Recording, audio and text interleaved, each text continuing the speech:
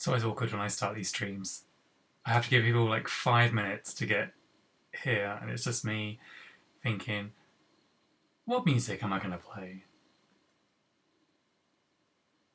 I think we got some people. Hello, welcome to Marc Draws in the Afternoon, working title. I have not streamed for 11 days. Twitch told me off. Which is understandable. Streaming is serious business, and you need to do it every day for hours, or you get told off by Twitch. Twitch also told me off for playing music, so music will be going through my headphones. We're in week 3 of the quarantine, of the lockdown. I hope everyone is well.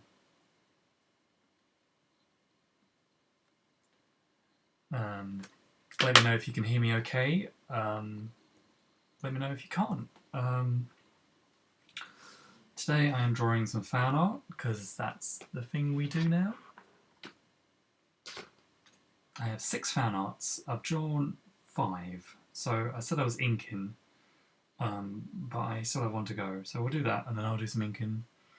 We'll go through to about 5, half 5. The fan arts I have drawn so far, you know who they are. Count Duckula. 11. The Great Gonzo. Sorry for the pixely screen. Let's try and sort that out. Storm, and then Leo, and then the last one's going to be Lobo.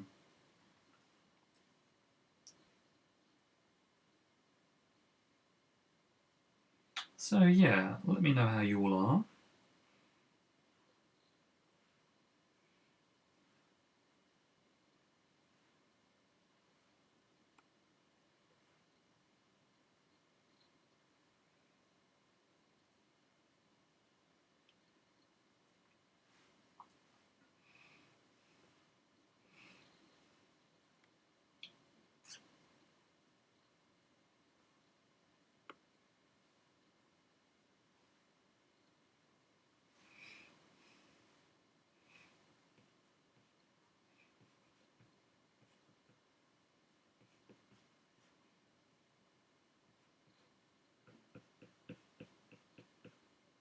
I'm doing well, Gav. Thank you for saying. It's been a weird time, but in many ways, it's business as usual for us cartoonists.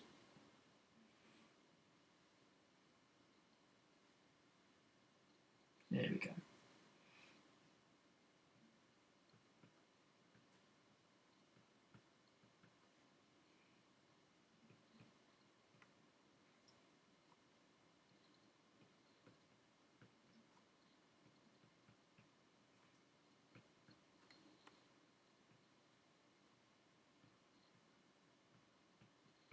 I'm drawing Lobo from DC Comics, and if you're not reading any Lobo, you want to get yourself some if you like the hyper-violence and the weird 80s and 90s artwork of Simon Bisley.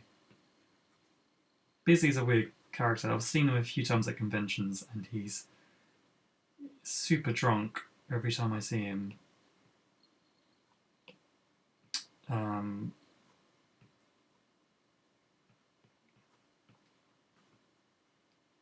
But I understand he's quite a nice person. Bisley is essentially his drawings.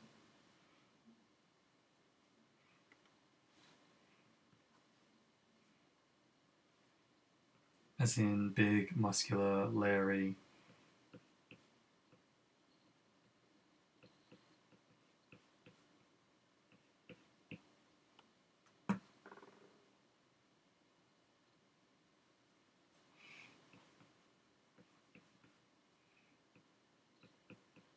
But they are a lot of fun if you can get the comics.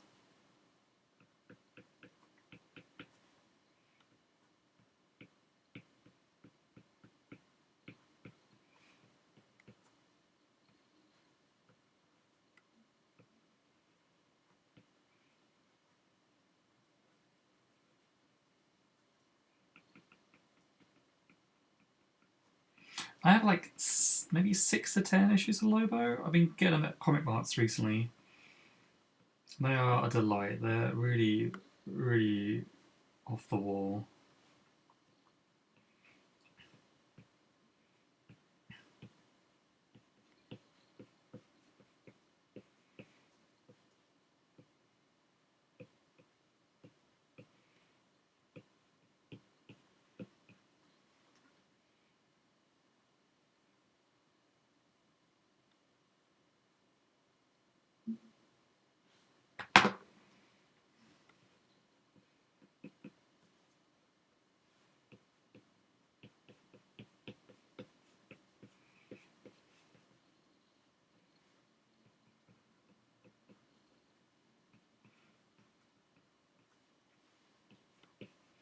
I am drawing in Clip Studio today, which I don't normally. No. I'm drawing in Procreate today, which I don't normally do. I normally draw in Clip Studio. But I will be inking in Clip a little bit later on. I find Procreate loads better for penciling. Just these like rough like doodles and illustrations and stuff.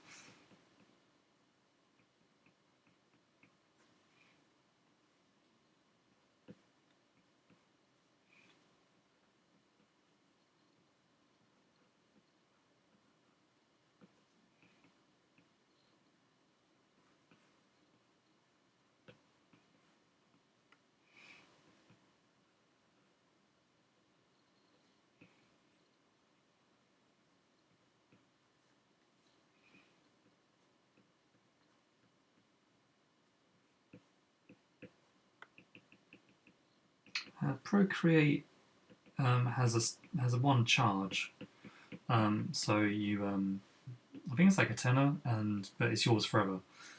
Whereas Clip Studio has a subscription service, which is slightly annoying. But I've certainly got my money's worth out of Clip Studio.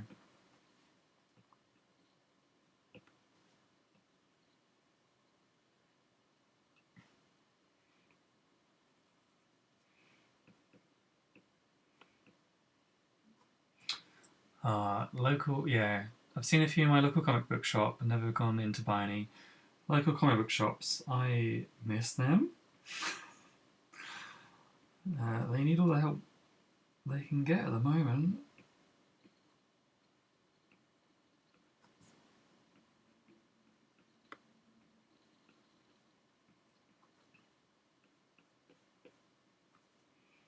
I got a shoebox of Mike Allred comics delivered just before the lockdown.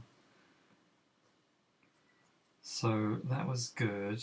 But yeah, I am missing shops. I'm worried about shops. I'm worried about the industry.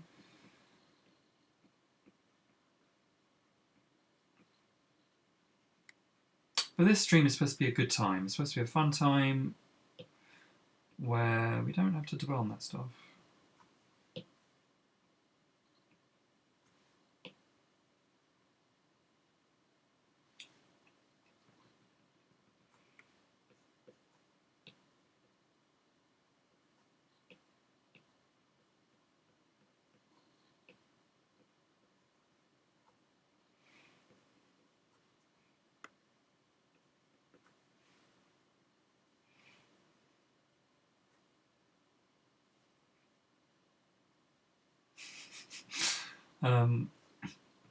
Lobo is not what I normally draw. What I normally draw is like Rick and Morty characters, but like if I don't draw them, I'm normally drawing my teen YA fantasy comedy series, Chloe Noonan. But, and she's like just a teenager, so I try and draw like realistic clothes and stuff. But Lobo being this brute, it's quite fun. I'm trying to get him to take up the entire panel. Maybe he's going to burst out.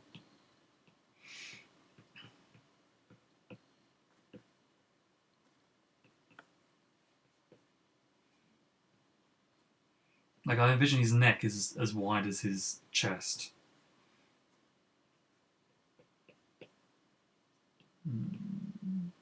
Maybe not.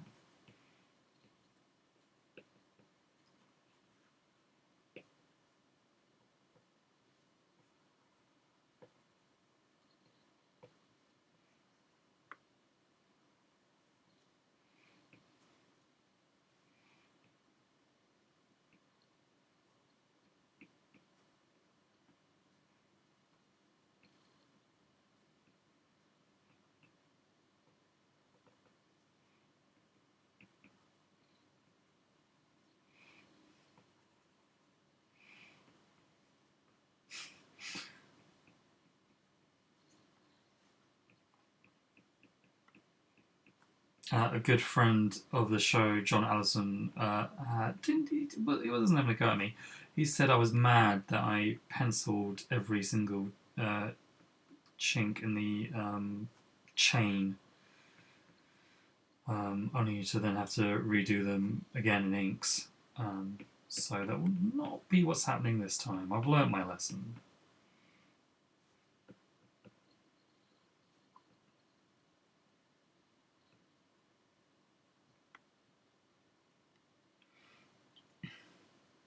Yeah, a lot of comic shops are doing sales, which I keep missing out on. But it's good that you got some, Gav. Good that you're supporting the shops.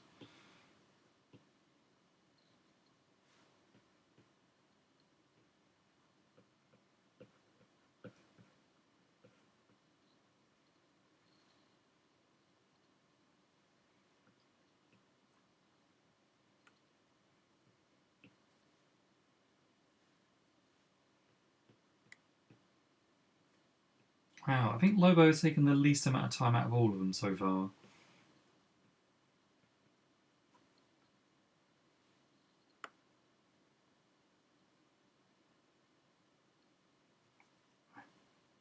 Get rid of Lobo.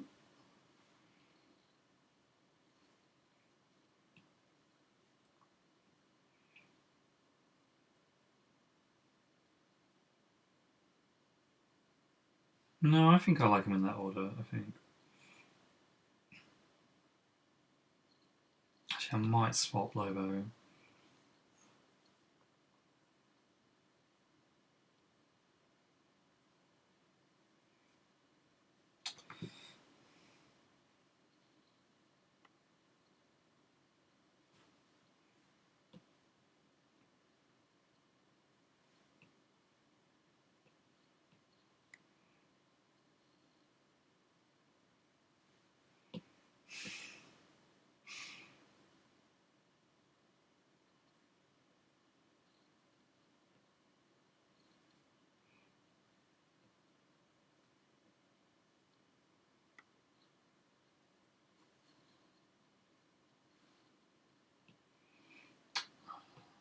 Storm.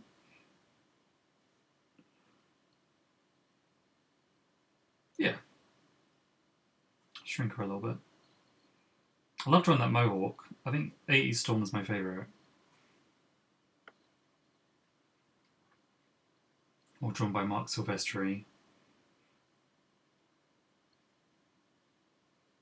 Cool. I'm not very proficient in Procreate, so there's probably an easy way of doing all this.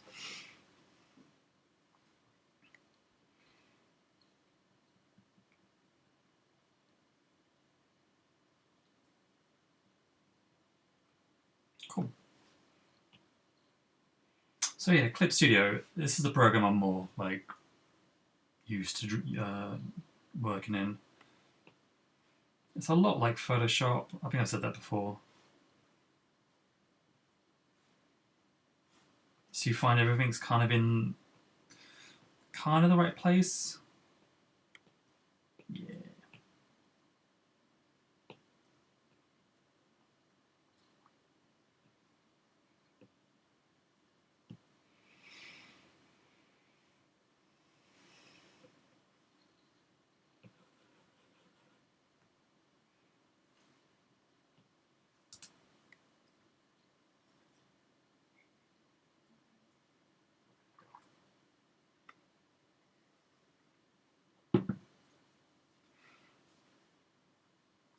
Thanks, Cav. I was a bit nervous drawing these. Um, I've seen so many people do the fan art challenge.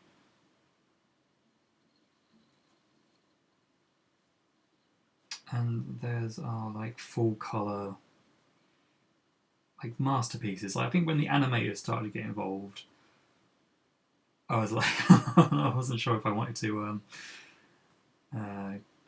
do it.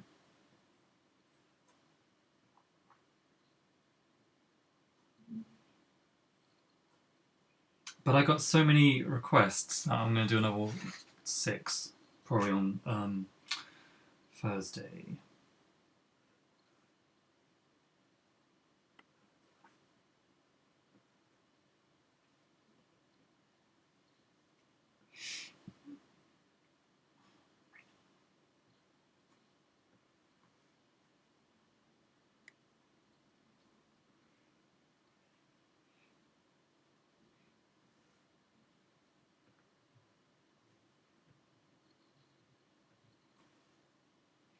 I decided to give Count Duckula fangs because I don't know why he doesn't. Like I was looking at the old 80s design and I was like, why doesn't he have fangs?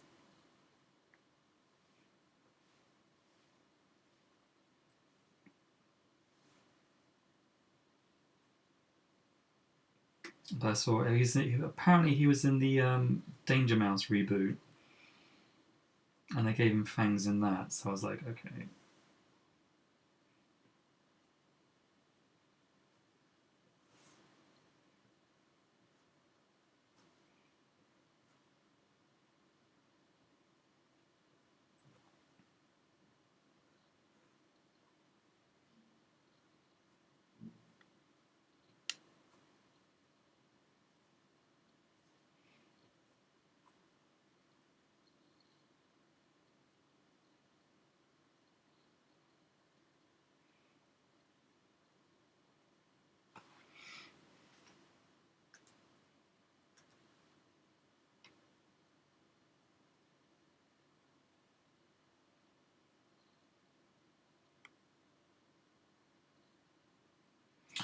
This is me trying to remember what Count Dracula looks like.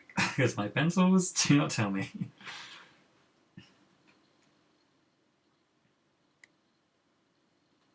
Okay.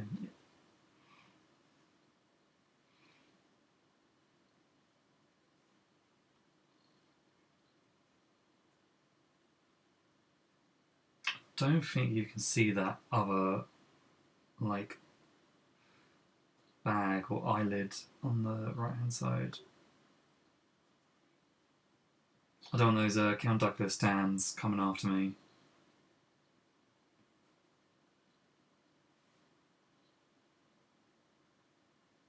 I do have a Count Dracula toy somewhere in this room.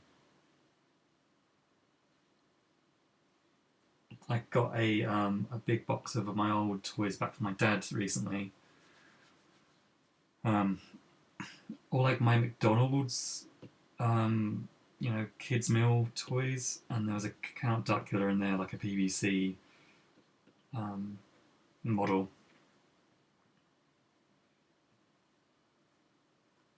Miraculously, they are all in decent condition.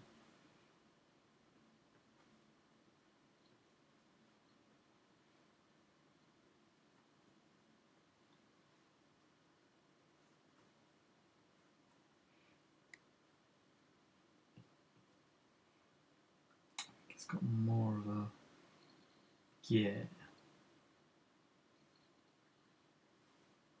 Oh, and it's got like a weird cut, like his hairline. Okay, I'm learning. I'm learning about Count Dracula.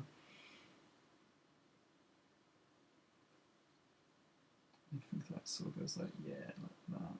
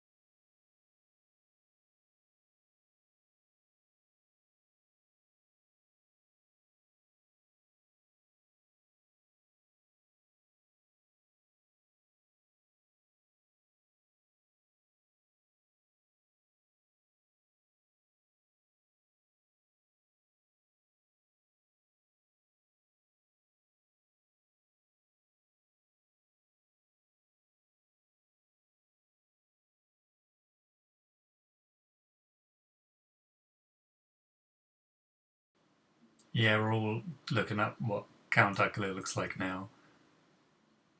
But it's okay to put your own spin on things. Um, Sometimes I have to work my way backwards about how something looks to how I would make it work, if that makes sense.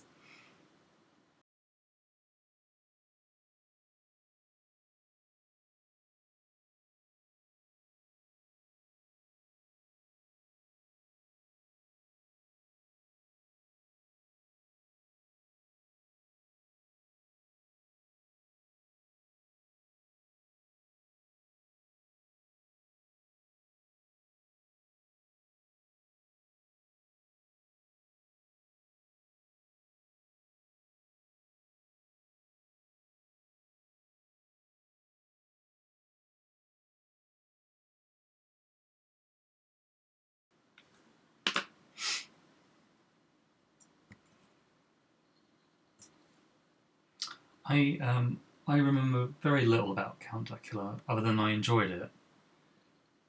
But it wasn't one of the cartoons that sort of like stayed in my head. Um, all that Cosgrove Hall stuff was amazing though, and I don't know, I just wish we had more stuff like that.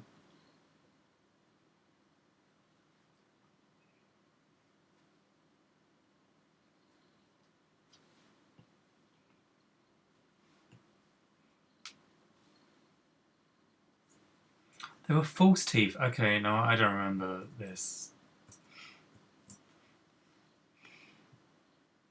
Maybe I should have done some research. Is Count Dracula a vampire?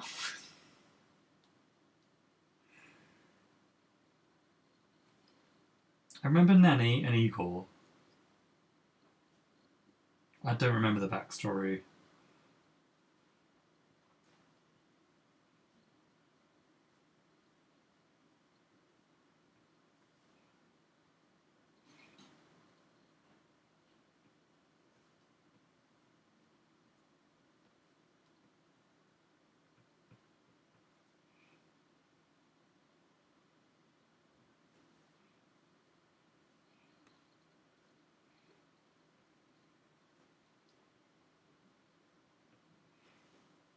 Again, I want to get it all right for the Count Dracula stands on Twitter.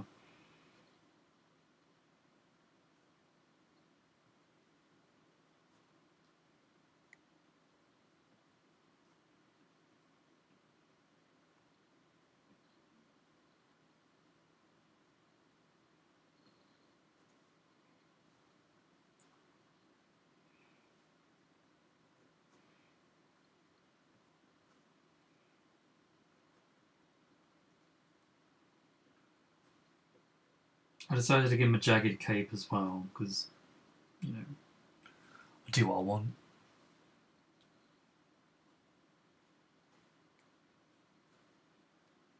I know I'm trying to appease the stands, but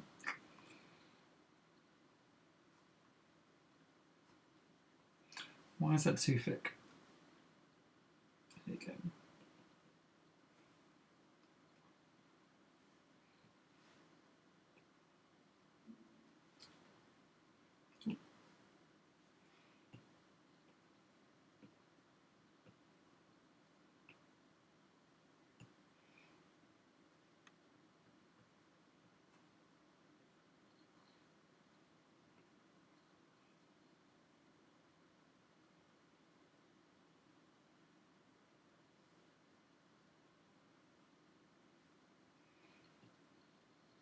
I might make his bill a bit more like a Donald Duck sort of join.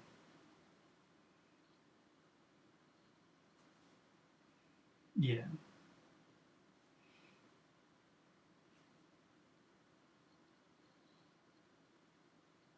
Not happy with that line.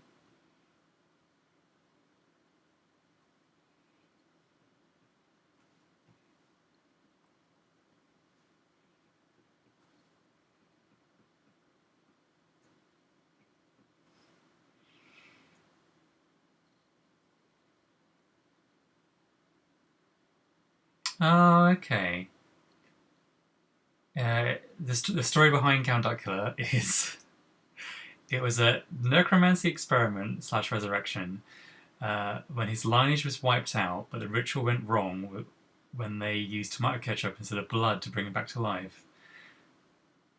So he's a vegetarian. There we go. That's very funny.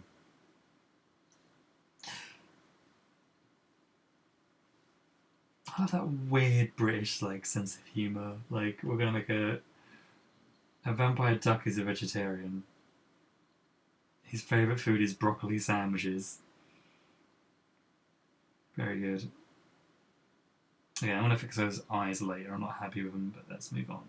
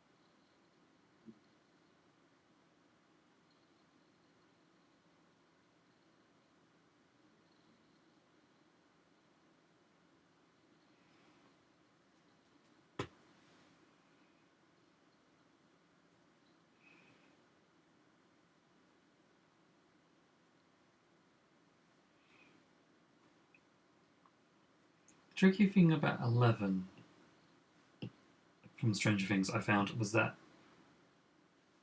I have to draw like a child. Obviously, she's a child. But every time I draw her, she just looked like a teenager. So I'm trying to make sure she doesn't have that sort of like a chiseled jaw. She's got a slightly rounder jaw.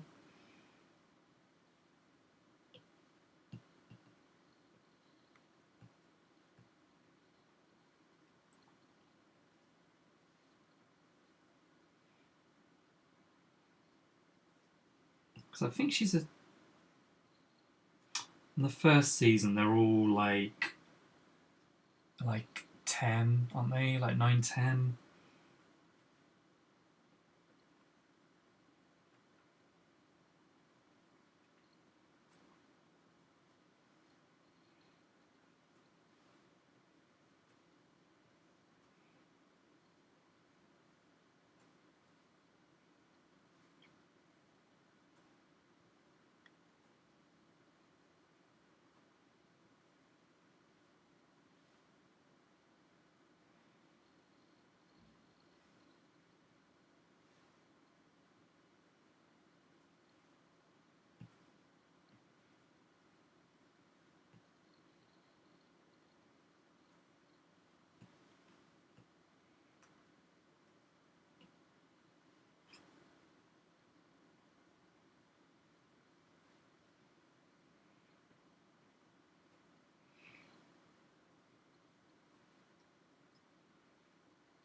Yeah, season 3, the teenagers, because they always it's the growing pains, isn't it?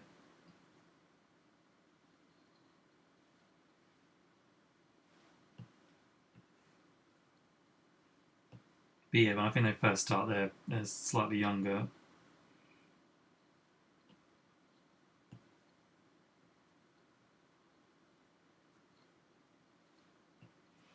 Kind of want to just squint a little bit in like one eye.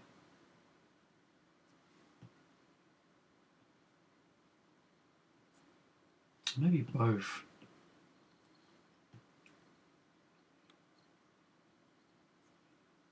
Yeah.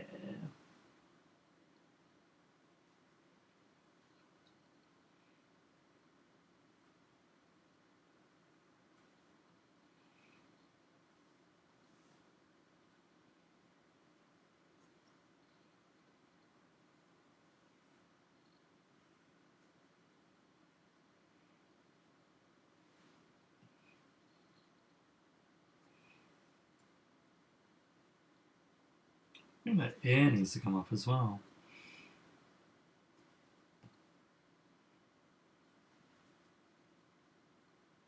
Yes, beard. I don't really notice this stuff when I'm not like streaming.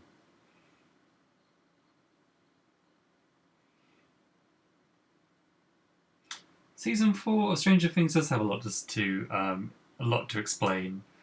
Uh, the number one question that I have, not a spoiler, not going to spoil it, but it is technically talking about spoilers. Why did they decide to spoil, like, I don't know, like the big reveal, like in the trailer? That really, I was like, okay, so look, no one knew. I mean, like, we all realised that that particular character was going to come back. It would have been nice if that happened without a trailer.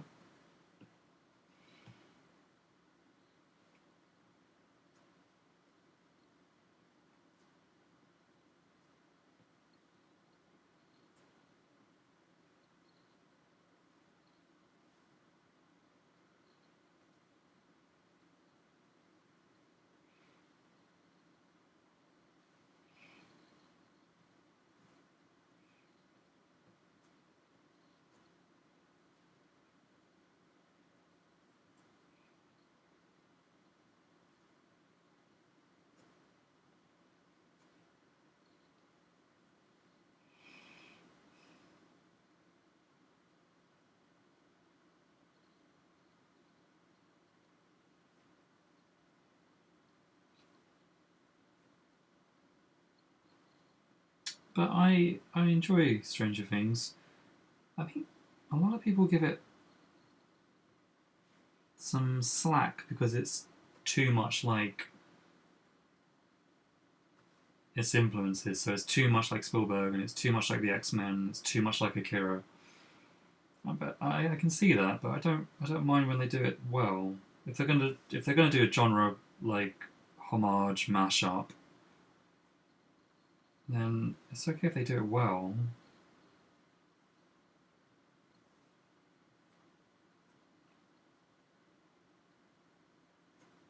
If I was Disney, and I'm not, but if I was the new Bob at Disney, I would be hiring those Stranger Things brothers. The Duffel brothers? The Dust brothers? Whoever they are, I can't remember. Are they even brothers? I think they are. I should look it up. I can't be bothered. I would hire them to do an X-Men film.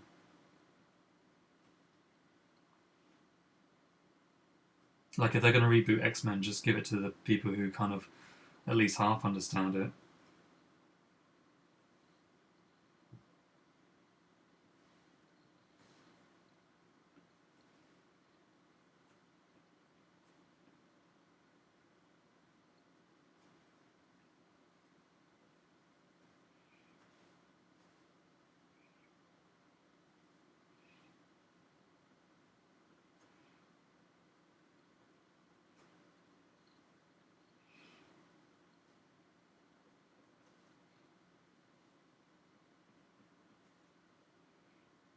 Apologies as always for spinning the canvas around.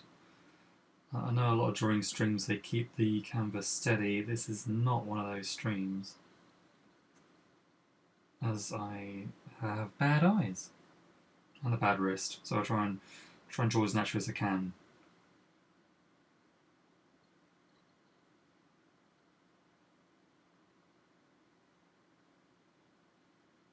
Yeah, no, I agree that Eleven's powers seem to, I don't know, of course save the day, but that's the only thing that happens. They just wait around for 11 to come along. Hopefully they've got something a little bit different for 4. Spoilers.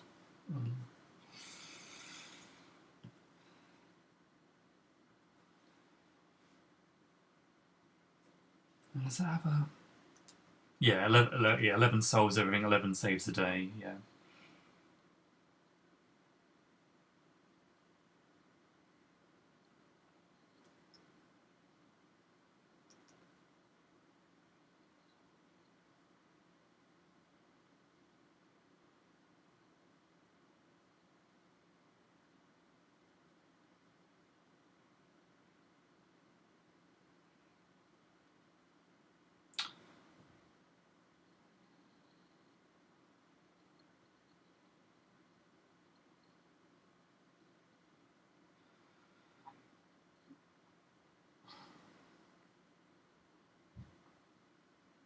Here we go. I was like, how does this dress work again?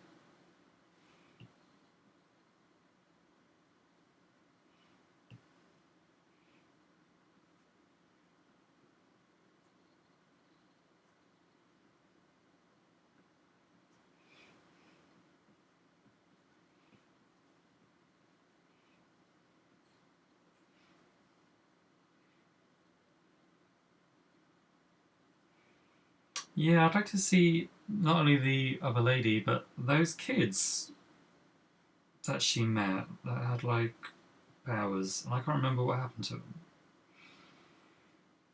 Unless that's the one you're talking about. Yeah, that was season 2, wasn't it? Yeah. What was she, 6 or something? I can't remember.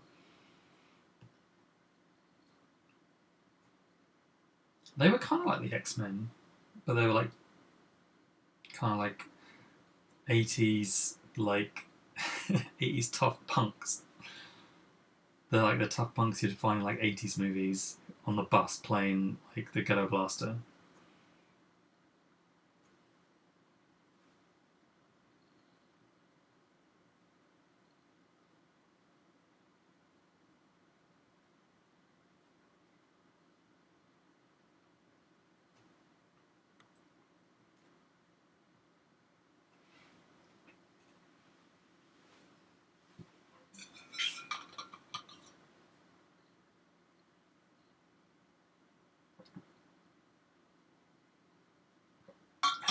There's some hot hydration action for you there.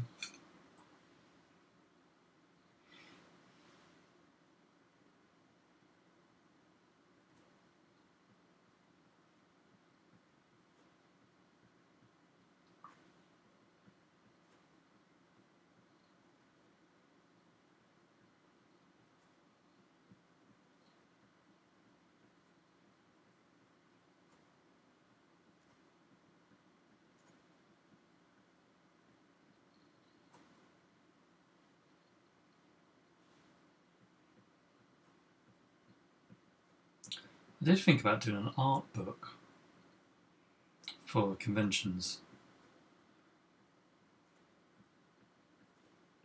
Maybe full of like bits of different fan art. You know, like concepts and stuff.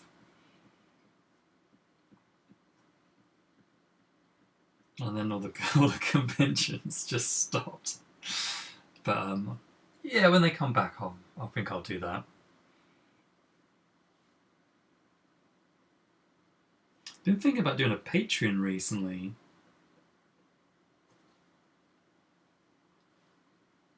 I had one before, and it went okay. But I kind of stopped doing it when I got the Rick and Morty work. Because I was being paid, you know, quite well with Rick and Morty, so I was like, I don't really need a Patreon.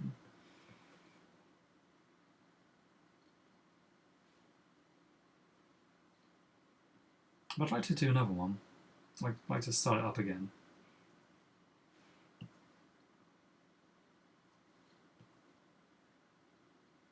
I feel like a Patreon would give me a bit more of a structure to the days, weeks. Oh, thanks, Cav. Well, I appreciate the support.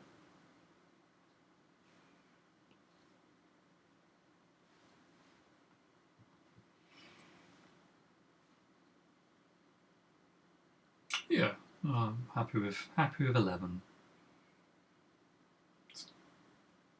Now it's time for my favourite Muppet. If I was feeling bold, I would show you the numerous gonzos I have in the room. There are at least 3, I think. Yeah, 3 gonzos and some Roger Langridge original gonzo artwork. I don't know why. I love Gonzo so much. I think it's because he classes himself as an artist, and I can relate to that.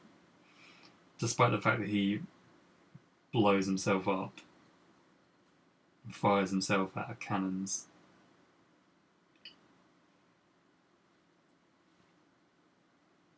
And that and the design is very good.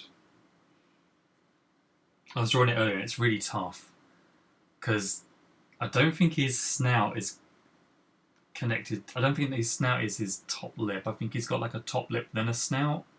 But when you draw the top lip, it looks really weird. Seriously, I'll upload a time lapse of the penciling, and Gonzo was by far the toughest, despite having 3 Gonzos in this room. I was just struggling to kind of work out, like, how does this guy work?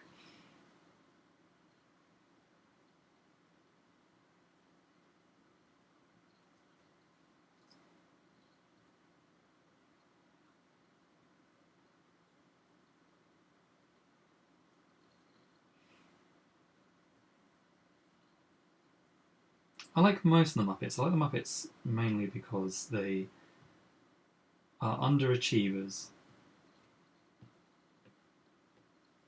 who get knocked back all the time. Like, they're not successful, but they keep on.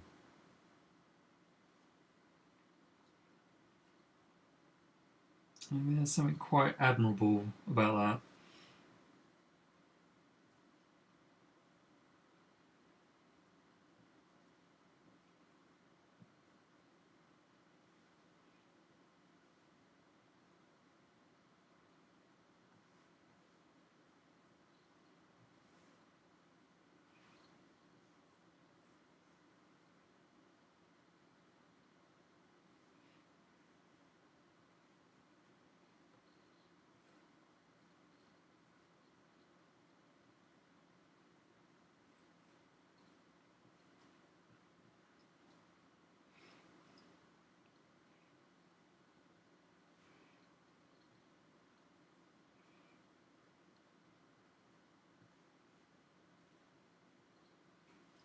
We got Disney Plus recently, and I was slightly miffed by the complete lack of. Well, there's some Muppet stuff on there. It's not enough. Again, if I was Bob Disney, I would be filling that thing with old Muppet episodes. I think a lot of it is. I don't know if it's something to do with like the rights of the guest stars. Like they didn't like sign their rights away for like streaming or something. Not sure. And because it's like, old as balls, like a lot of them are now no longer with us.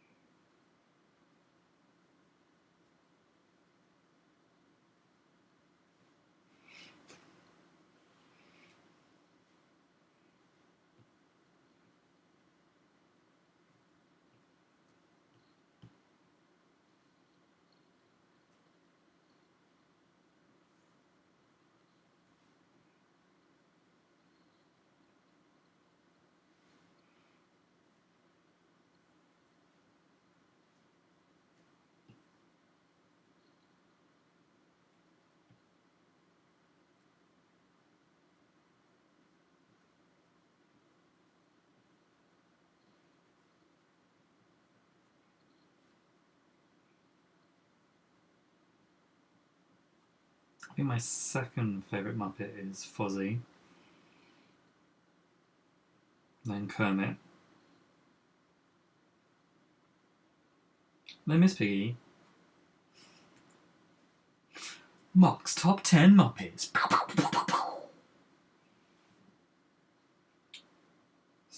Statler and Waldorf. Then Ralph, then Animal.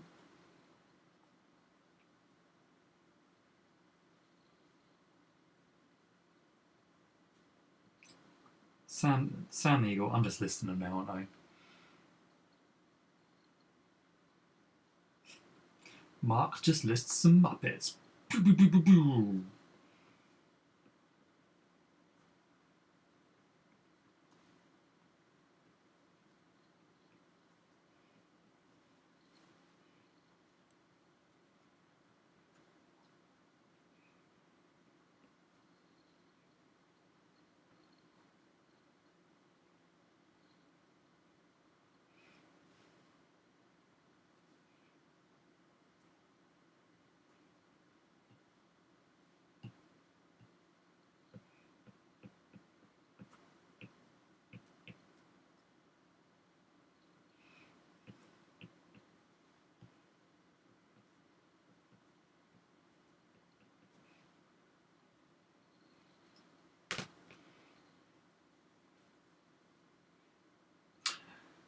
Yeah, I like that there's an ambiguity of Gonzo. Yeah, and like his. Like, some say he's an alien, and then some people just say he's just a Gonzo. I like his shirts the best. I think he's got great taste in shirts. His chili shirt in particular. Too many tangents. There we go.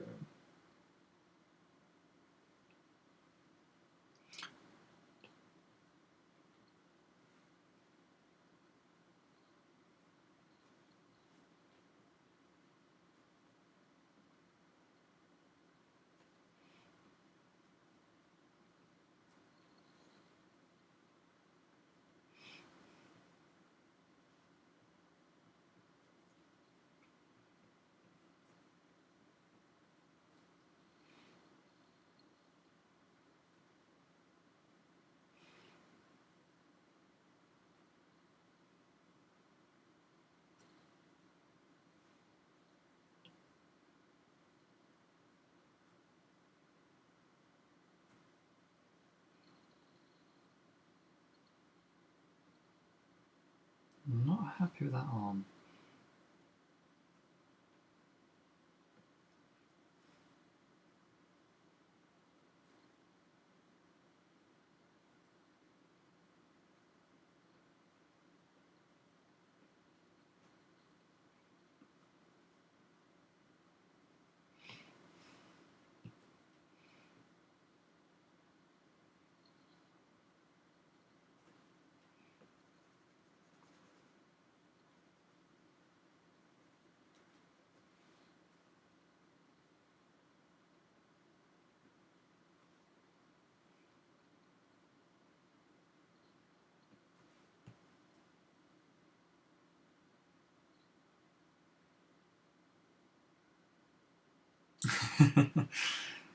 Okay, so it is revealed that Gonzo is an extraterrestrial, though when he was asked, when he asked what are we known as, his fellow species just said, we have no idea, thus continuing the running gag of whatever Gonzo is.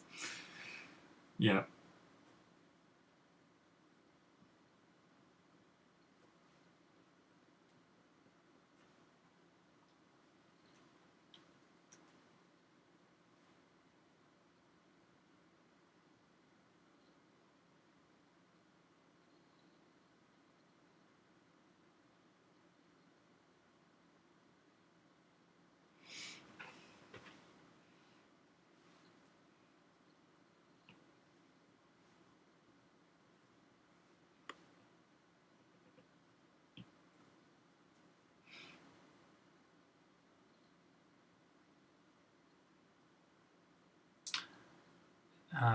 Ziboto, is that Xander, I think? If I'm remembering people's pseudonyms. Yeah, this is taking me much longer to do than I would have liked. Although my morning was essentially spent buying a new phone because it's new tax season.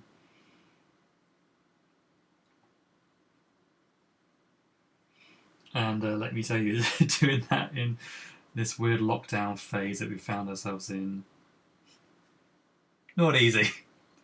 Not easy to get a new phone. I mean, it is. I had to change my doodles and whatever.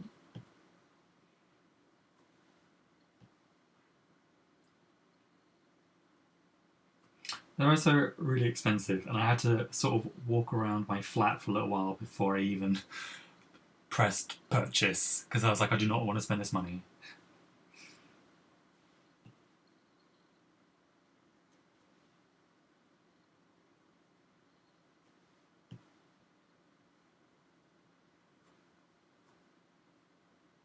My current phone is cracked, and it can't make phone calls.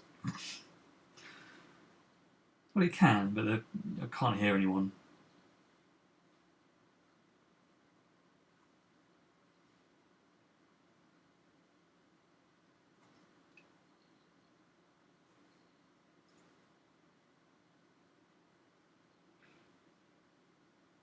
Yeah, phones have just gotten more expensive. I thought I would get like a deal, like buy this phone and get some Beats headphones. No, no.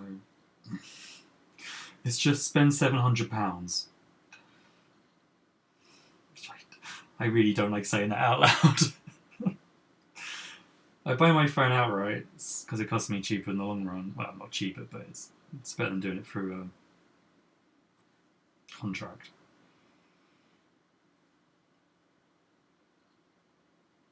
Just ugh. Why are they this much money?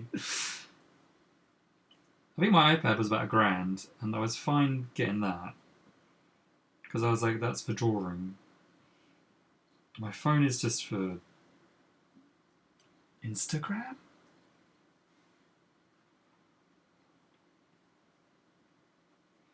I will show the full fan art piece in a sec once I've done Gonzo's shirt. So I think there's more people have turned up.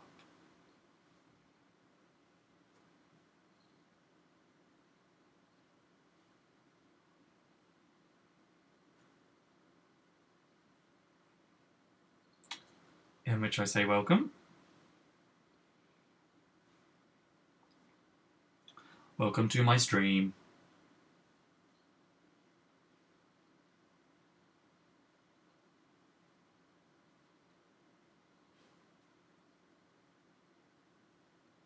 Okay, so yeah, that's the piece so far. Sorry about the zooming if it's going to be pixely.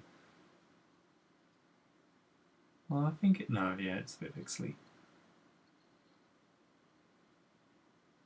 So we got Count Dracula, 11 from Stranger Things, Gonzo, Leo from the Turtles, Lobo from Lobo, and Storm from X-Men. Am I drawing from reference or memory? Reference, because I can't remember what all these characters look like. Especially Count Dracula. We've been through a bit of an ordeal trying to remember what Count Dracula looks like. Ninja Turtles I could do pretty easily.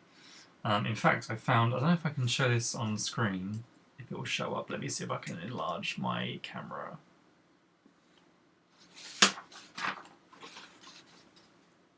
That way. Yeah, I found some old Ninja Turtles that are drawn on a scrap bit of paper on the back of a printout of Rick and Morty comics. Can you see that?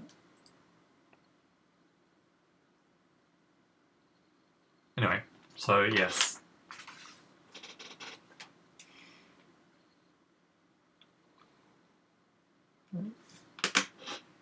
Turtles are fun to draw.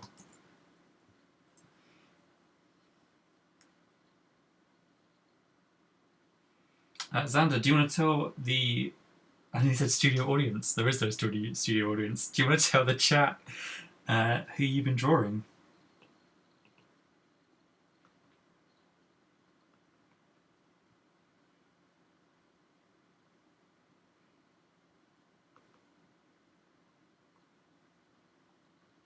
If you want to leave it as a surprise, that's cool, man.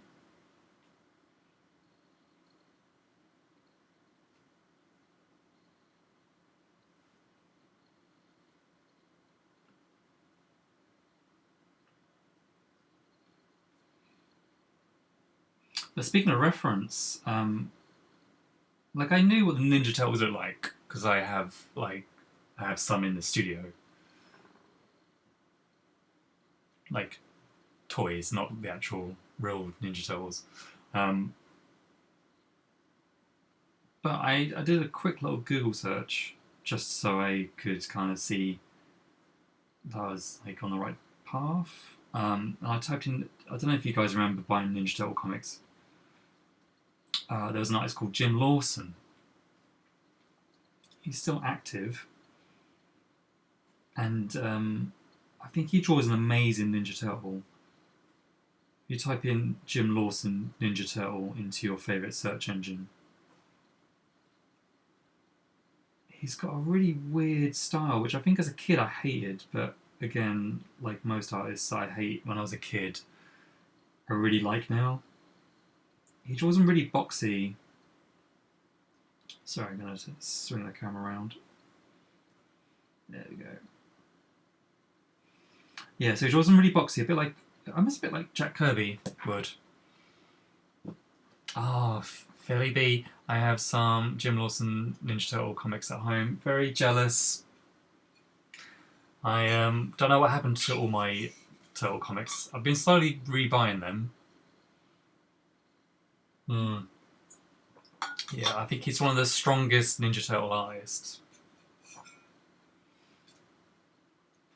Probably better than Kevin Eastman.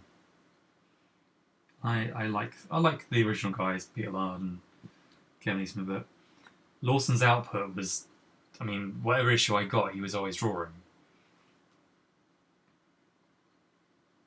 Ninja Turtles movie adaptation, he drew it. A weird, like, Mirage fill-in, he drew it. Did he draw the Savage Dragon crossover? Was that someone else? That might be Michael Tooney.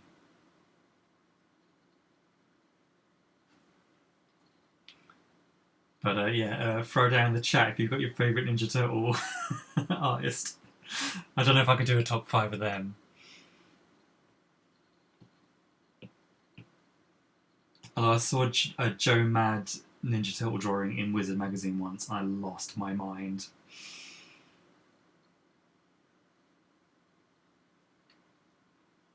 I was all about Joe Mad as a kid, and when I saw him drawing the Ninja Turtles, it was, yeah, it was a good day.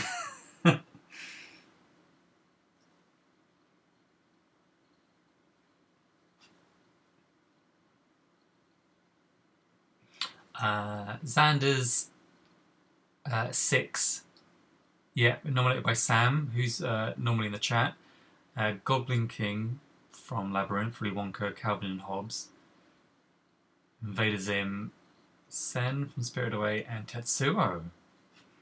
Yeah, I didn't get an Akira one. Maybe I should just make it up and say I did.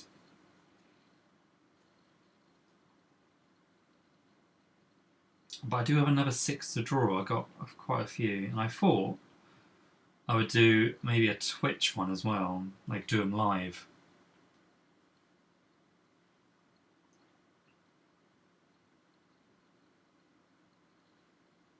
Like people just shout out characters and I have to draw them.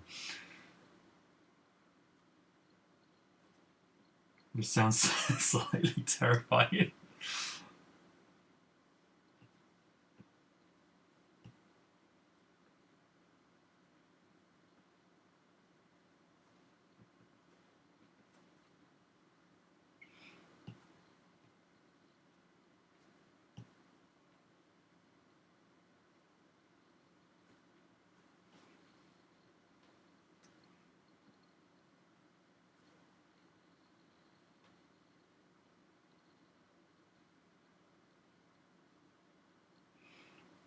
One of my favourite Ninja Turtles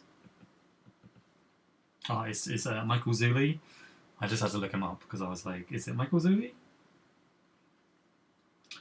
He did an arc where the turtles are either hibernating or they're in ice, or Splinter calls them. It's really sort of out there, but it's done in this really like realistic, like scratchy art style. Where if you were like familiar with the Ninja Turtles from the cartoon, and you picked up these ugly looking, like built like brick poo houses, trying to keep it clean, um, like turtles, where like you can see their scales and like all their battle wounds and stuff, and then they don't have bandanas; they just have like samurai armor, kind of. Um, it's terrifying, really, really terrifying. But the story goes that Shredder's found Splinter, and he's sending the foot after him, and Splinter has to wake up the turtles in order to protect him. Like Leo gets his like arm cut off at one point. It's incredible, but it looks unlike anything else that was published around about the time with the turtles, because this was like at the height of their popularity.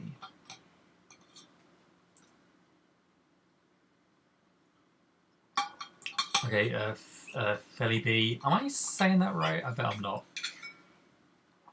Felly B got Rufio from Hook. Jay Knox, who's a Twitch streamer. A Walt Disney Shining crossover. I like that. A Davey / Sonny Crockett crossover. Beetlejuice and Jack Black.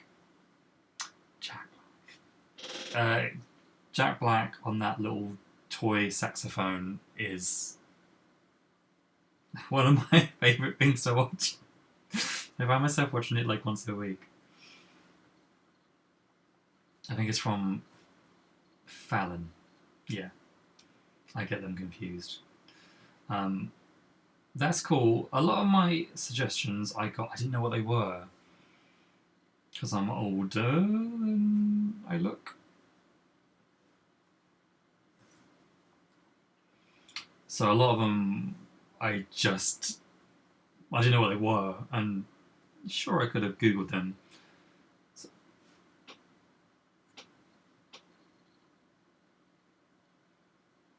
Sorry, I had to take a breath there for a nice clean line. I could have Googled them, but didn't want to. Sometimes I have to have my breath if I'm doing like a long line.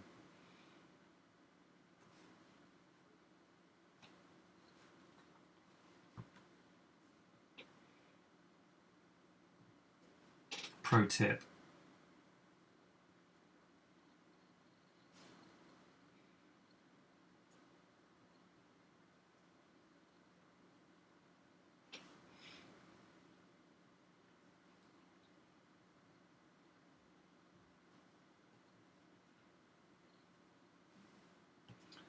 I feel like there's loads of banging going on around me, which I can only apologise for, because everyone's home. Because everyone's working from home, you just hear like neighbours.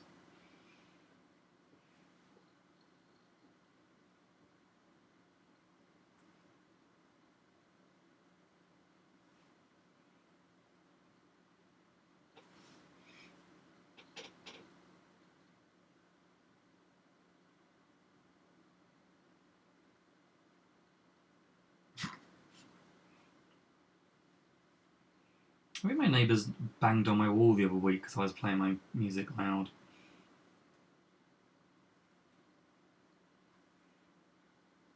I was so aghast by it.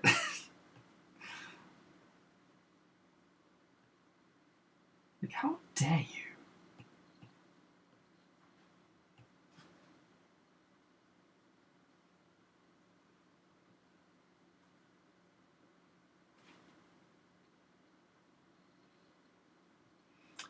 Drawing a long line is like a sniper taking a shot. Yeah, man.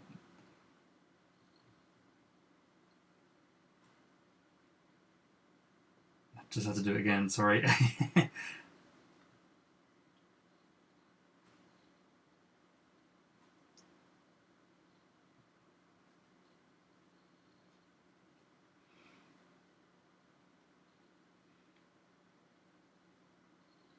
There's some good neighbour moans in the chat.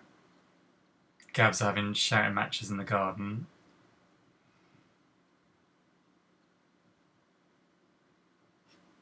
Yeah, like, it's fine, whatever.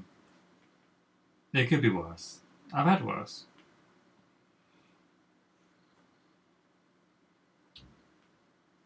It's just normally it's not quiet, but it's not like, you know, 7 people like around.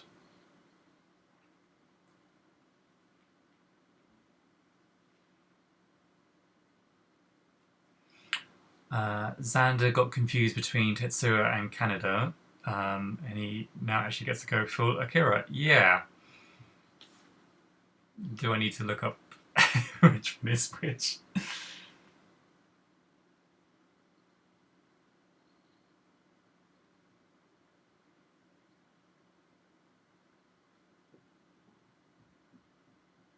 Because I get them confused as well. Okay, so Tetsuo is the one who gets, big arm. And Canada's the one who rocks the sports jacket. No, the leather jacket. Yeah, that's what I meant, Gav. Neighbours having a shouting match, not you.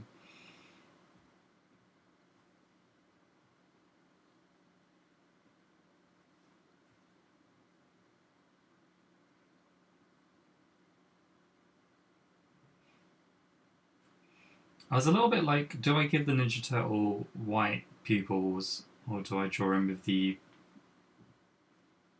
proper eyes? Proper eyes? You know what I mean.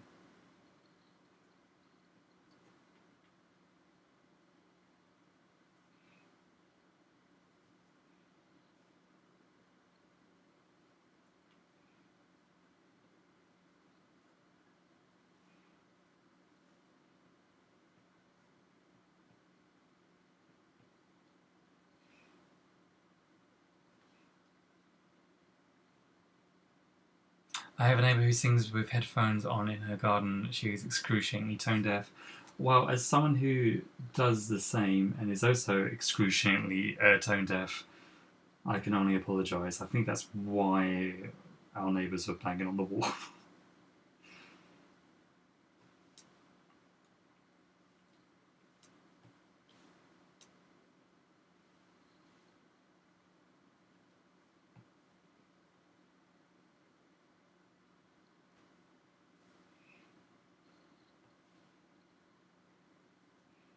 I'm gonna have to look into some like royalty-free music I can play in the background.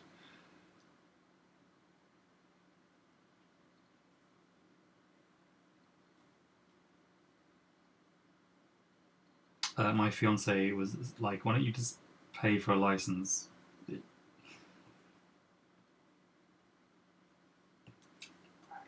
don't know. It's probably really expensive.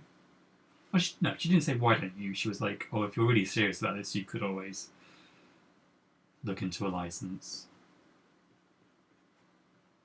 Essentially, Twitch muted a bunch of my old videos because they were like, "You're playing music, and we know which music you're playing." And I was like, "That's really strange."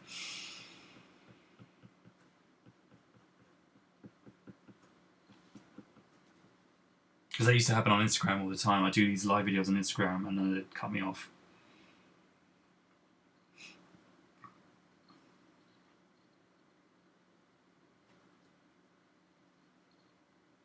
So I'm just listening to music on my headphones.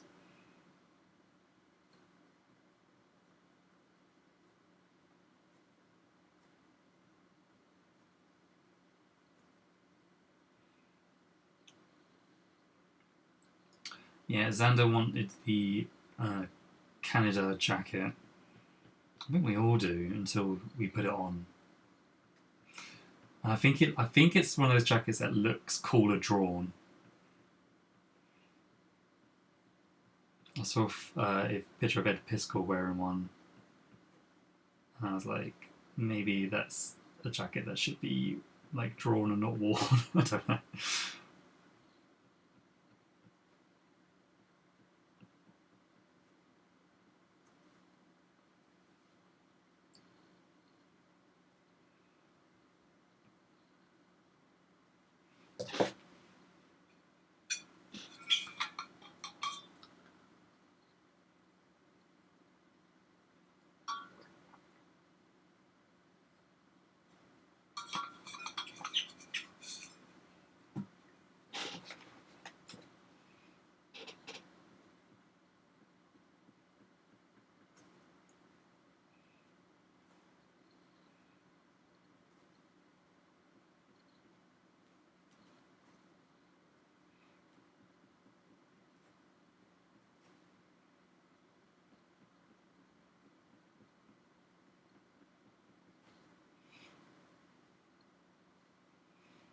Now, I wasn't sure if I should colour these or if I should do like a zip tone, like a screen tone overlay on some of the bits and pieces.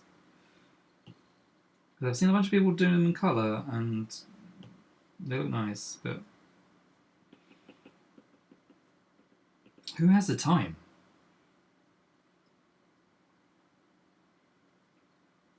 The guys in the chat, are you colouring yours?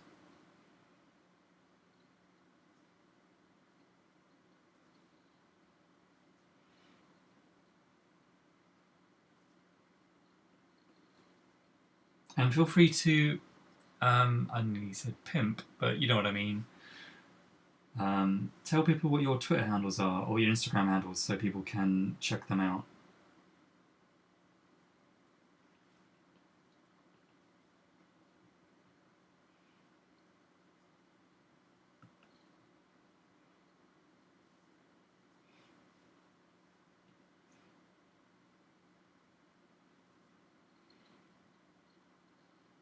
Yeah, 3 in screen tones and 3 in colour.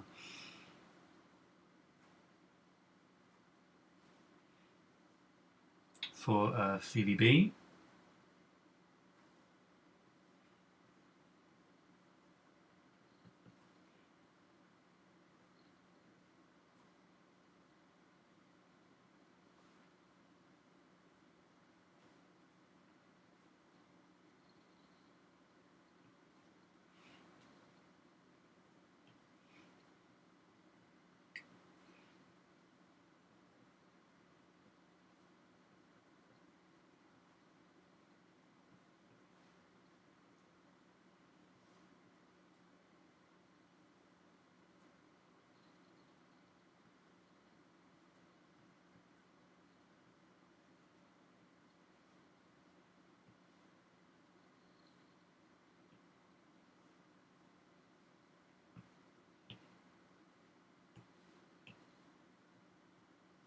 Actually, I think I can do this.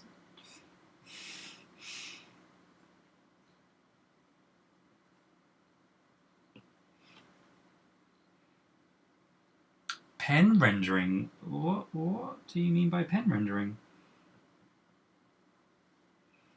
Not quite crosshatch. Okay. Oh, cool, man. Yeah, I think. Yeah, I think I get it. I was thinking about doing these in coloured pencil. Well, digital coloured pencil. But I haven't quite got the. Well, I haven't got quite used to doing like a illustration with coloured pencil because I feel like it's not going to reproduce properly.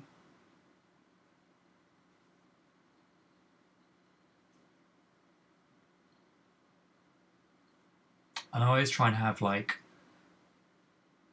whatever I draw, I always try and keep like an eye of it, like it could be reproduced for print or something.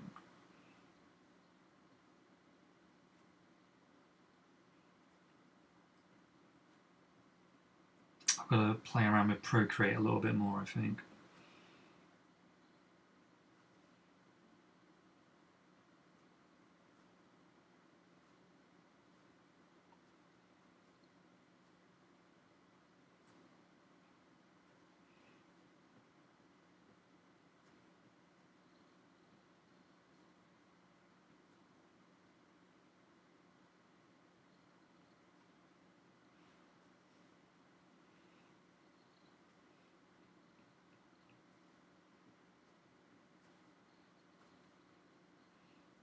Now, I don't want him to have a moustache that looks like he's got just really long nasal hair.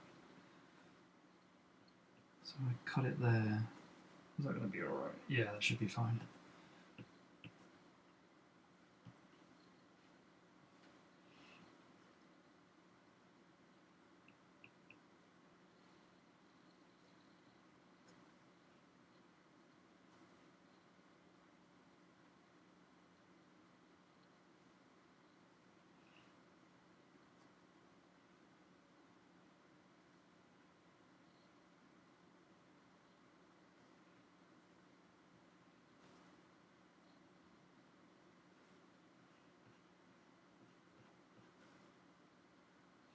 Again, sorry for spinning the camera around.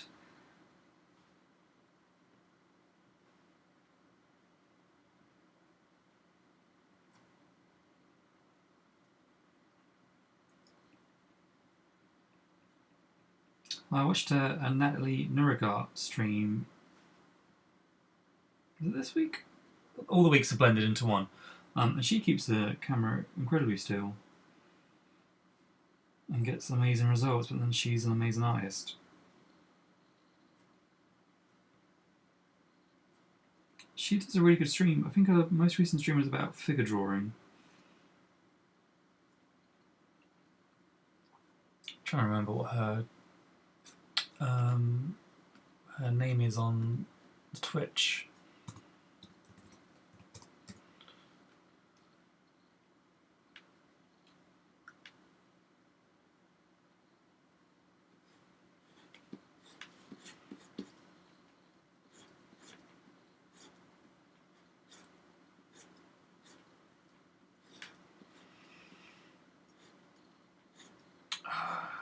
She is Natalie Nurigat. Okay, so it's Natalie Nourigat.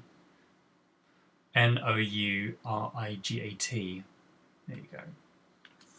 Marc spells on Twitch.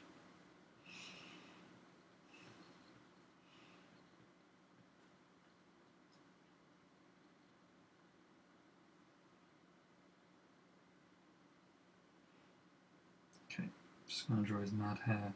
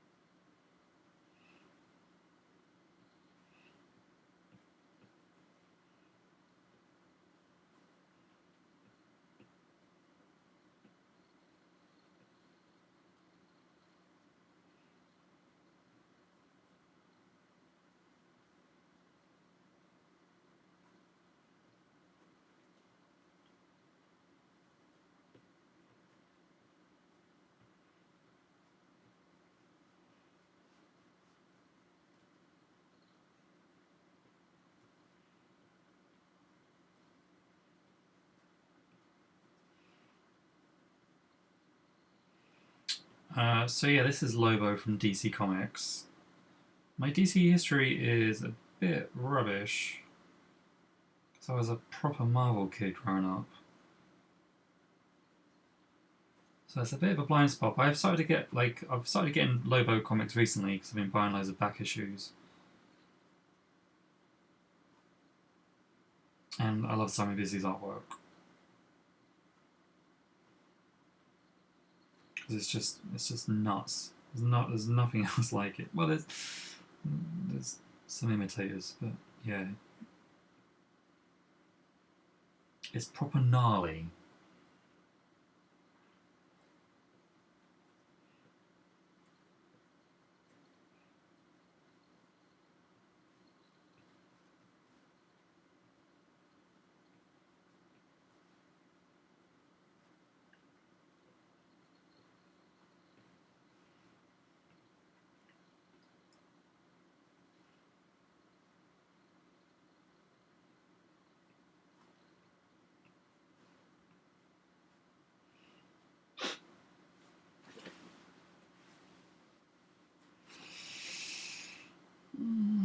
How's that looking without the pencil? Yeah, I thought it was going to be a bit lopsided. Okay.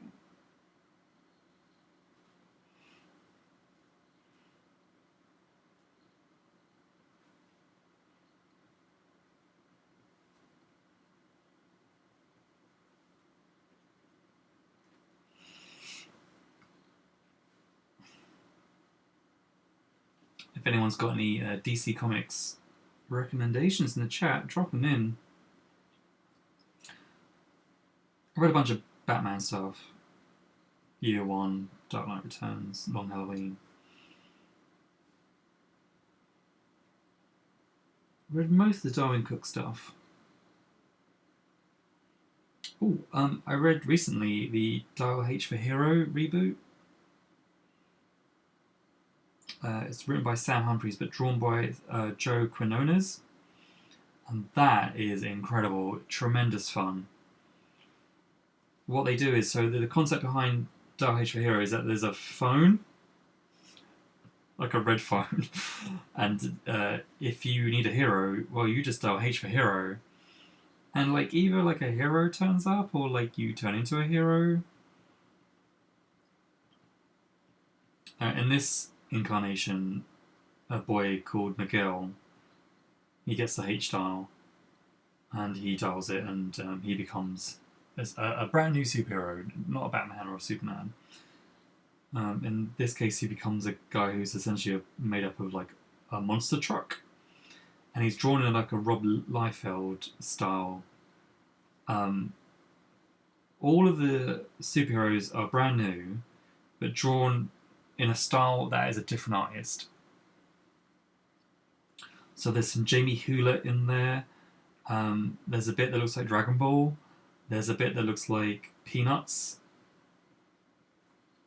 Sin City, Frank Miller, and they all interact on the same page. So you have all these different art styles interacting with one another. It is incredible. The story's good, but I think like if you can get it cheap from an online retailer or your local comic book shop, that is one to get, because it's such a feat, such a phenomenal piece of art.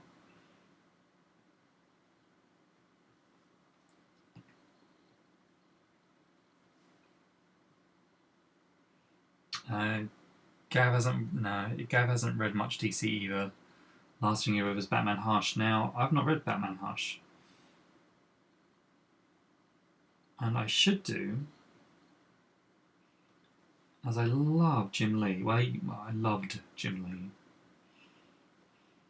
I still like Jim Lee, but like when I was a kid, like I was reading X-Men, and his X-Men were my X-Men.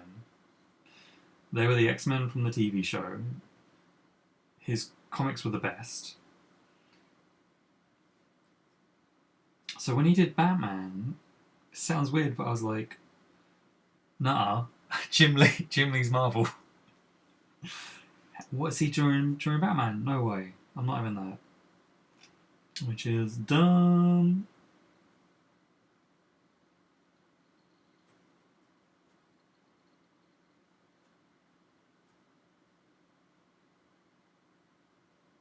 So I think I had the ending spoiled for me by all of comicsdom.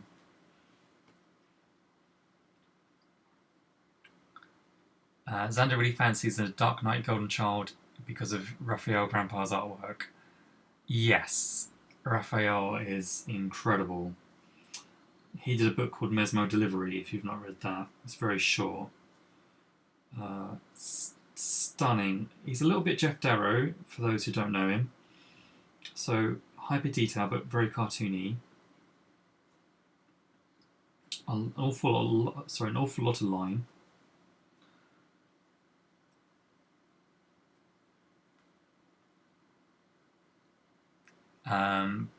Yeah, Xander is conflicted with Frank Miller's involvement. So, yeah. The way I view Miller is he has contributed an awful lot to the medium of comics, and he's also a staunch defender of creators' rights. He was one of the main people putting pressure on Marvel back in the 80s, maybe early 90s, who petitioned Marvel to give Jack Kirby back some of his artwork. There's people like him, Neil Gaiman, Gary Groff from the Comics Journal / Fantagraphics, and a lot of other professionals. I think Neil Adams is one of them. But I completely understand why people don't want to go near Frank Miller's comics nowadays, considering how slightly xenophobic they can be. I think you can only really use it's a satire or pastiche so many times before you have to question if that person actually thinks what they're writing and drawing. Because you can have a character say horrible things, or you can, satirize it. It's when the author becomes, I don't know, it's when the author is using the character as a vessel rather than writing the character naturally, if that makes sense.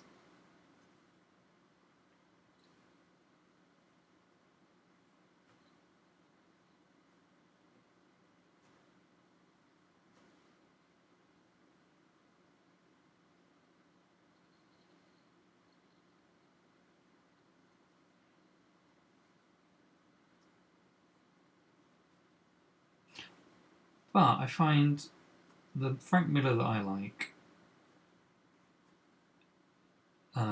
is stuff. Now I'm trying to think this through as I say it. I think a lot of the stuff that I enjoy is the stuff where he collaborates with someone. So David Mazzucchelli and him doing Year One, Batman Year One. Big Guy and Rusty the Robot, Jeff Darrow.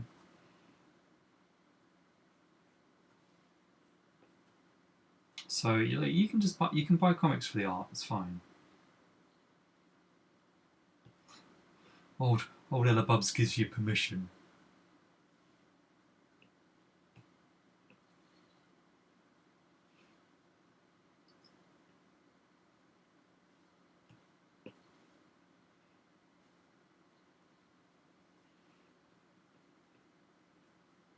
I've got some Electro Assassin in one of the short boxes behind me that has not been read. That I picked up for like £8 at a comic mart. Oh, man, I miss comic marts. I miss digging through those long boxes, getting dirty fingers, coming away with 25p copies of Savage Dragon.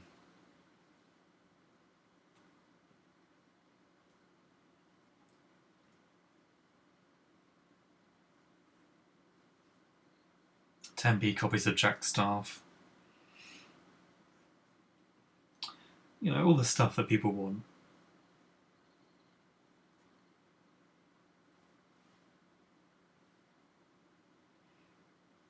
I think we're going to go 2 hours in this stream by the looks of it. I've still got another character to draw.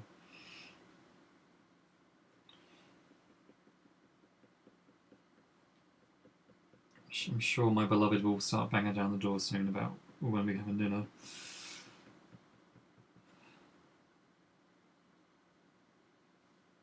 Yeah, that's looking good. I enjoy drawing gnarly space murderers.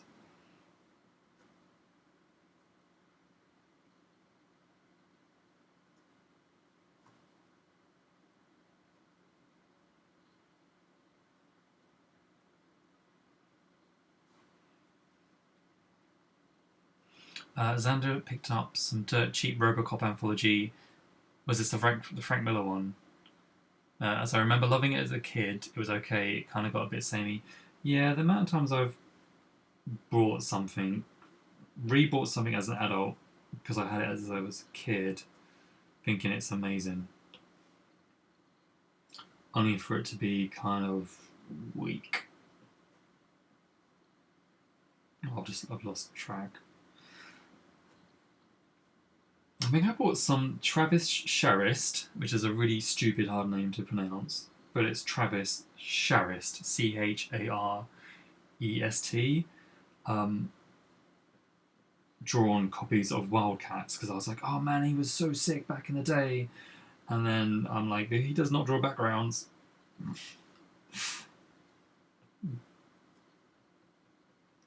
There's like a lot of white space and a lot of floating heads.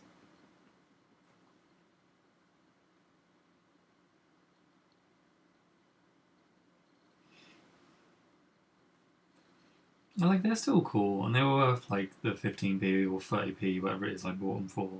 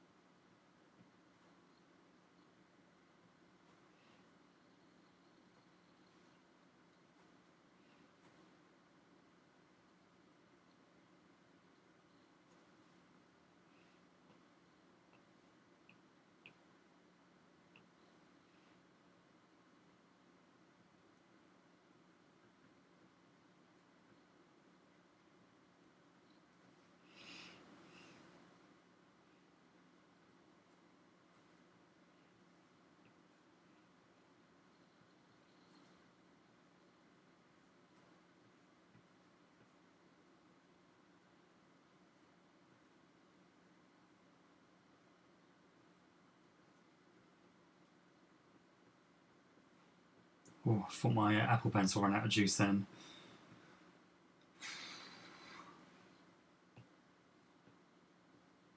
Nothing worse when your Apple Pencil runs out of juice and you just have to wait for it to recharge. You have like nothing else to do.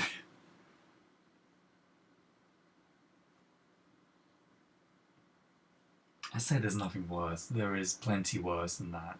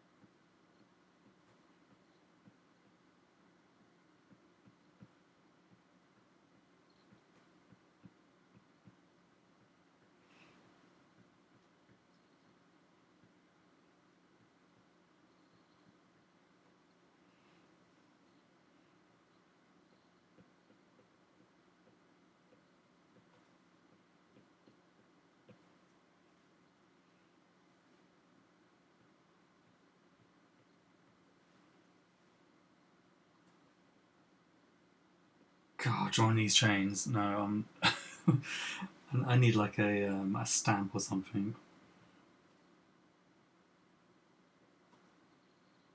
So just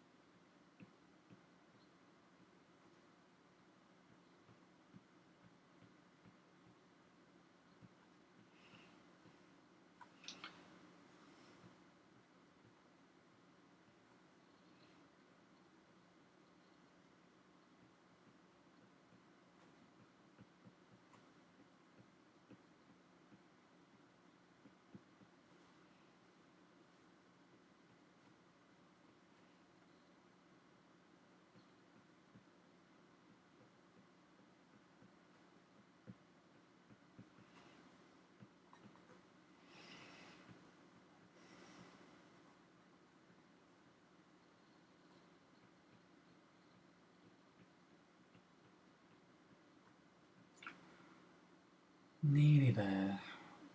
Oh, it doesn't look like chains.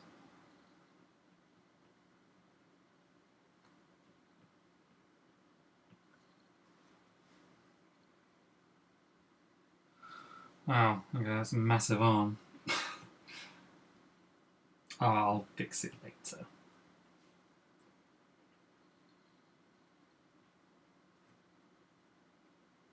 I guess he's supposed to have a massive arm, but there you go.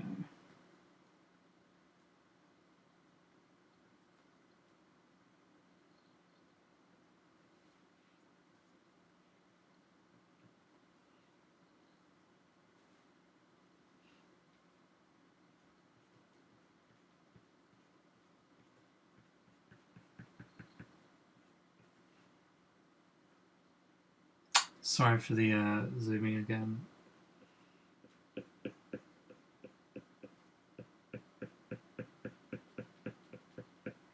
And now I'm shaking the camera. Totally unprofessional. They'll throw me off Twitch.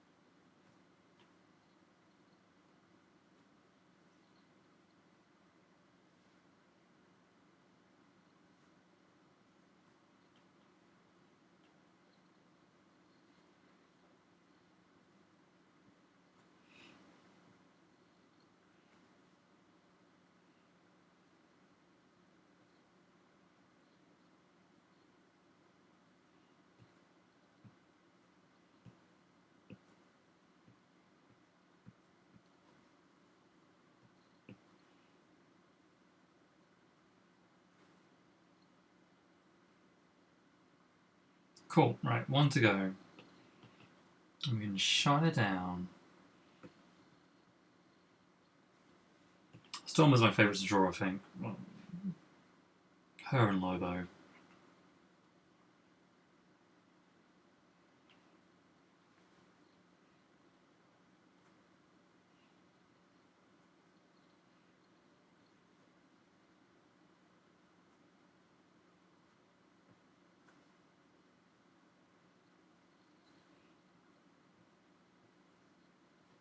The Outback saga of the X-Men, when essentially they have to go and hide in Australia, is one of my favourite X-Men arcs.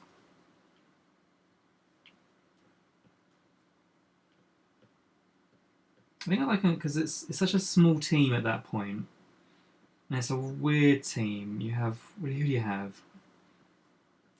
Wolverine, Colossus, Storm, Rogue, Longshot, Dazzler, Jubilee, Psylocke, Gateway. I can't remember if Nightcrawler's there as well.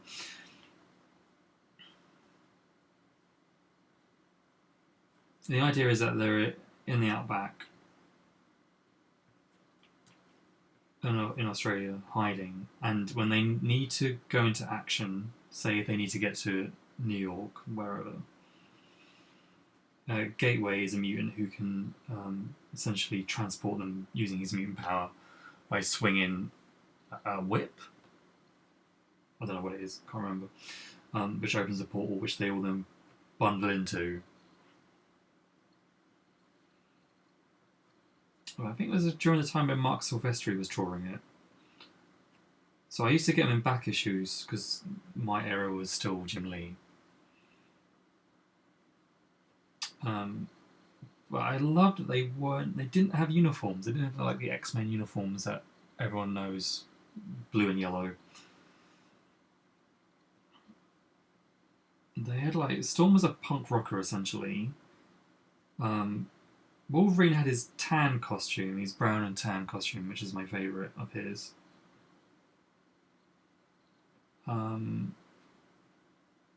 Longshot just had a leather jacket. Rogue was just in like a green, like almost like a crop top sweater. I think she had a hood as well. Maybe Psylocke did. Psylocke had the hood. Jubilee just had a yellow jacket.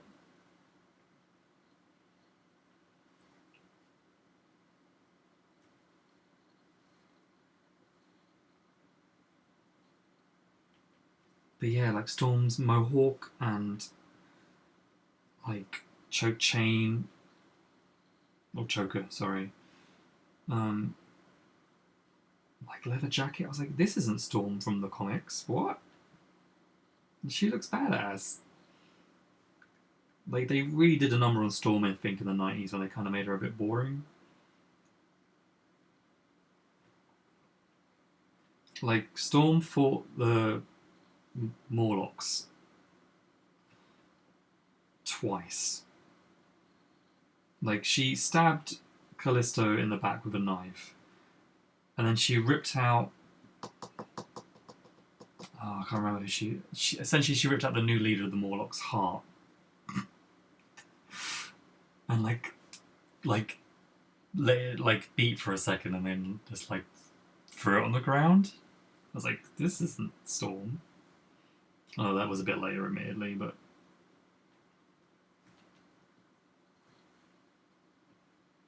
yeah, Storm's badass. Like she's not always like by the goddess, like super serious and then rains on stuff. Like she's an actual like well-rounded, kick-ass character. An old thief with a Shadow King, maybe?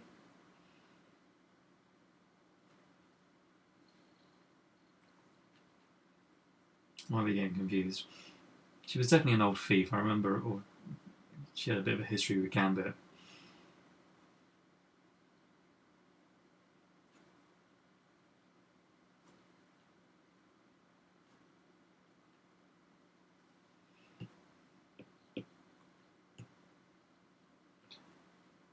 Jim Rugg, one of the cartoonist kayfabe guys, did a live inking of a Storm corner box the other day on the YouTube page. Well worth checking out because it's incredible, really good. And he just did it with screen tone at the end. And I think I'm gonna rip him off. Sorry, Jim. You're one of my absolute favourite artists of all time. But I know a good idea when I see it.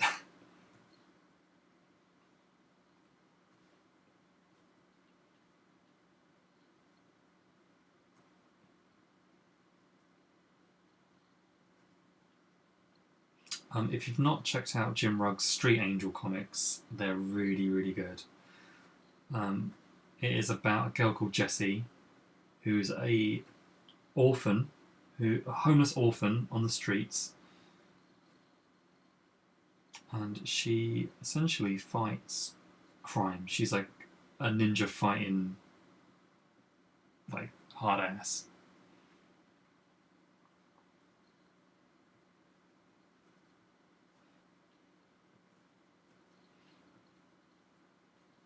And they're really fun. Like they're not like super serious. They're really funny. There's no real story running throughout the issues, which I quite like. The idea is that any book that you pick up of Street Angel, you'll be able to go straight away. You'll be able to, figure out what's going on.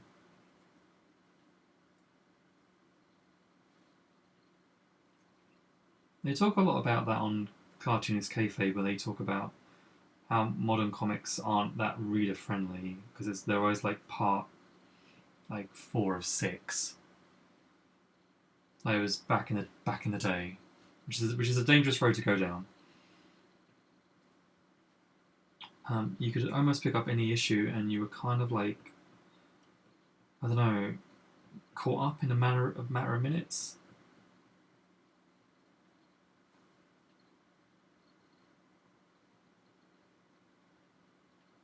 Which I'm not 100% sure that's the case.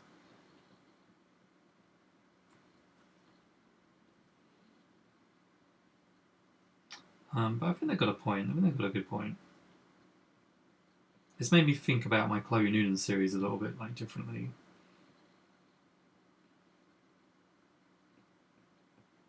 Maybe try and make it less of a 200-page epic.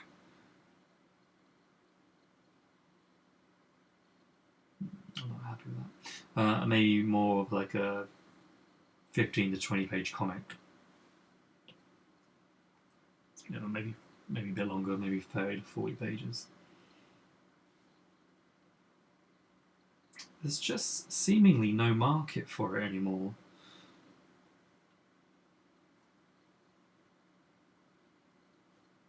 Which is a shame. Oh. Every time.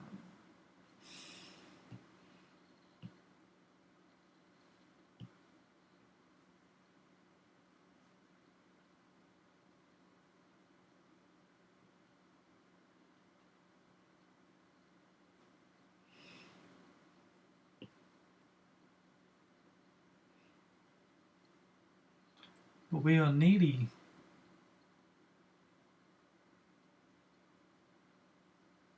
are you thinking a physical book or digi?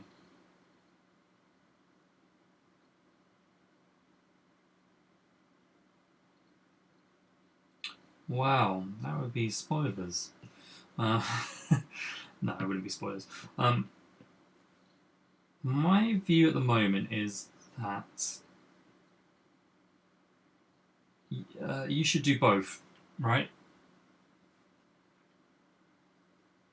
If you've got a new comic, then I think you'd be a bit of a dum-dum not to put it online in like some capacity. If it's the whole thing, fine, because you can get like a pretty big audience if it's free. Like, so there's an artist called Simon Hanselman who does Mega Mog for Fantagraphics, and I had no idea like how much I would love their work if I hadn't seen it reproduced on Instagram. So he puts them up as like a daily strip. He's sort of reformatted them so they are like a Garfield or a Peanuts, but they're really like heavily adult. But before I just thought they were like just more hipster BS. I thought it was something like a Vice magazine crowd would love.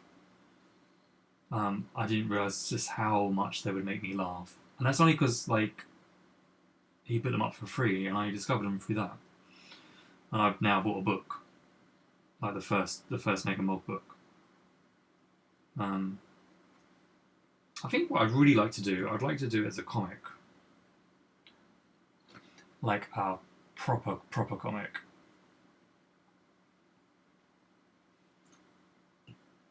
20 to 30 pages, whatever. But there's no market for it. So unless I go down the Kickstarter route, I don't know. It's a lot of work as well.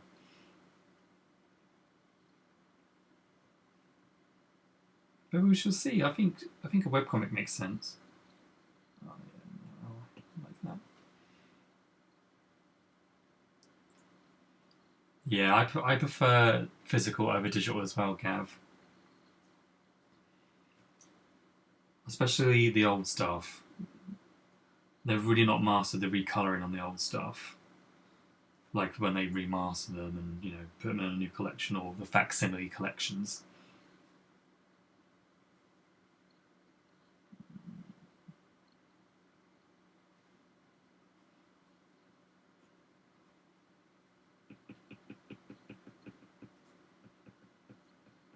I love that old crappy paper.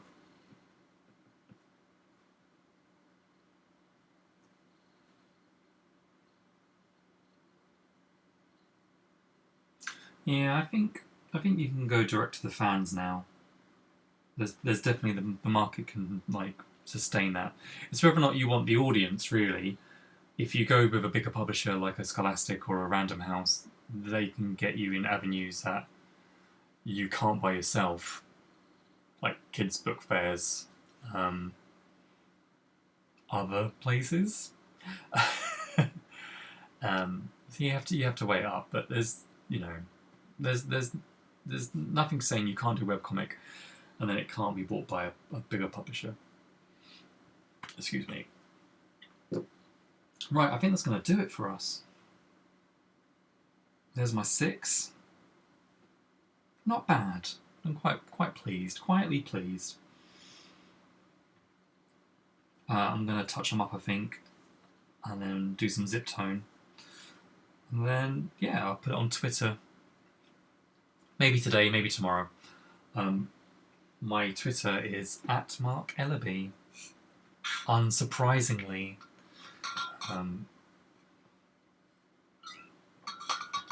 But thank you for watching. Thanks to all of those in the chat keeping me company.